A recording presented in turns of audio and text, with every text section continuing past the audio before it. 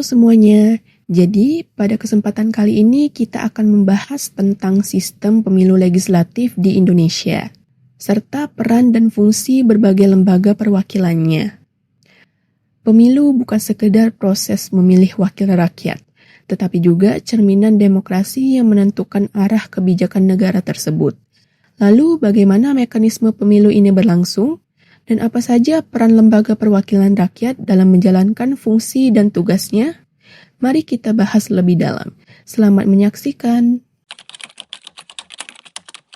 Baik, di sini saya akan menjelaskan sistem pemilu legislatif. Sebelumnya, apa itu sistem pemilu legislatif?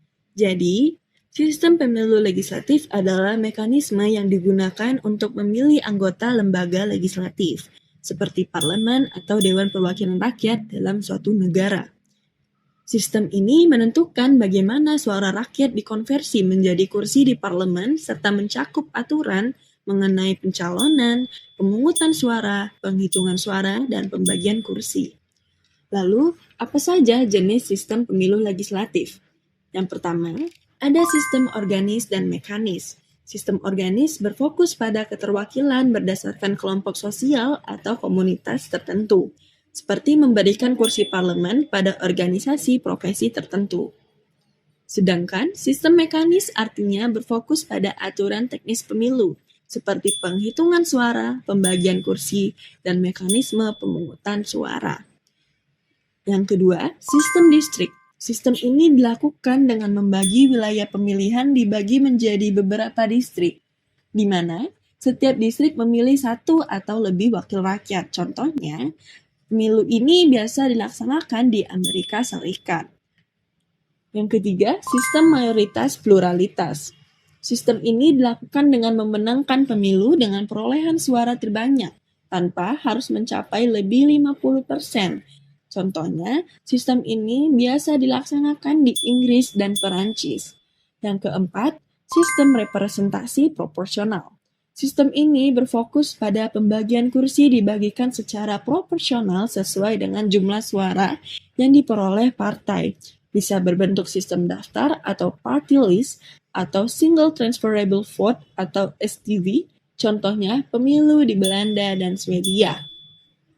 Yang kelima, sistem semi-proporsional. Sistem ini adalah kombinasi antara sistem mayoritas dan proporsional untuk menyeimbangkan keterwakilan dan stabilitas pemerintahan, di mana pemilih memilih satu kandidat, tetapi beberapa kandidat dengan suara terbanyak di suatu daerah dapat terpilih. Yang terakhir, sistem campuran, yaitu menggabungkan elemen dari sistem distrik dan sistem proporsional untuk mencapai keseimbangan antara stabilitas pemerintahan dan keadilan representasi. Contohnya adalah sistem Mixed Member Proportional atau MMP di Jerman, di mana pemilih memberikan dua suara, yaitu satu untuk kandidat distrik dan satu untuk partai dalam sistem proporsional. Kemudian selanjutnya kita akan membahas tentang peran, fungsi, dan macam-macam lembaga perwakilan. Yang pertama itu kedudukan lembaga perwakilan. Nah, kedudukan lembaga perwakilan ini meliputi A. Negara dengan sistem parlementer, yang memiliki arti bahwa lembaga perwakilan memiliki pengaruh besar terhadap pemerintahan karena bisa memilih dan menjatuhkan pemerintahan. Contohnya di negara Inggris. B.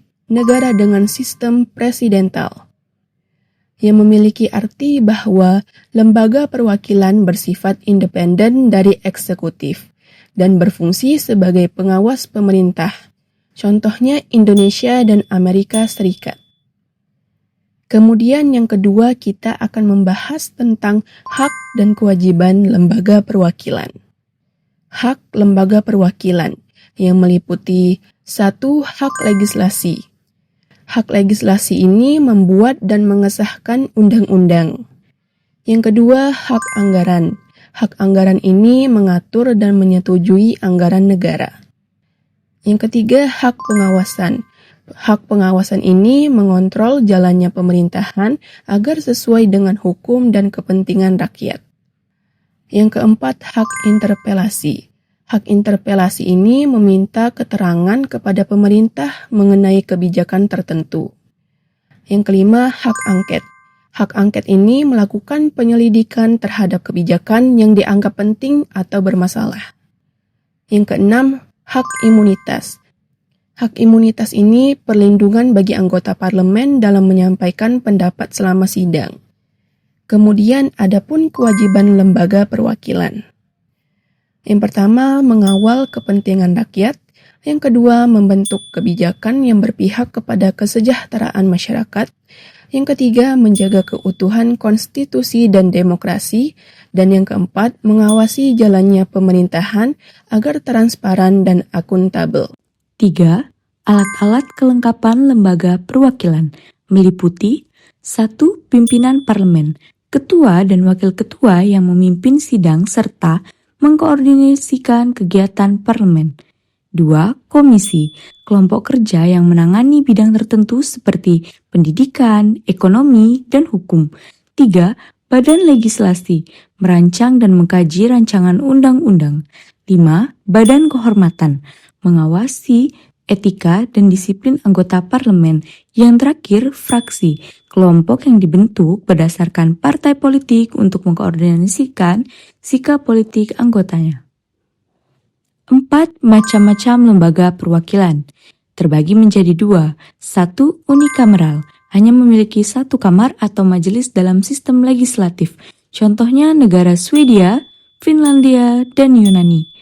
2. Bikameral, terdiri dari 2 kamar atau majelis, yaitu majelis rendah dan majelis tinggi. Contohnya negara Indonesia dan Amerika Serikat. 5. Ukuran dan komposisi parlemen meliputi A. Negara dengan populasi besar cenderung memiliki parlemen yang lebih besar. Misalnya, India memiliki lebih dari 500 anggota parlemen. B. Negara kecil memiliki parlemen dengan jumlah anggota yang lebih sedikit. Misalnya, Islandia dengan sekitar 63 anggota parlemen. C. Komposisi parlemen terbagi menjadi 3. 1. Berbasis partai politik. Mayoritas anggota dipilih melalui partai politik. 2. Berbasis wilayah. Representasi berdasarkan daerah pemilihan atau provinsi. 3. Berbasis kelompok kepentingan. Beberapa negara memberi kursi bagi kelompok tertentu seperti etnis minoritas atau organisasi sosial. Demikianlah materi yang telah kita bahas. Semoga penjelasan tersebut dapat memberikan wawasan baru dan bermanfaat bagi kita semua. Teruslah belajar, bertanya, dan berkembang. Terima kasih dan sampai jumpa.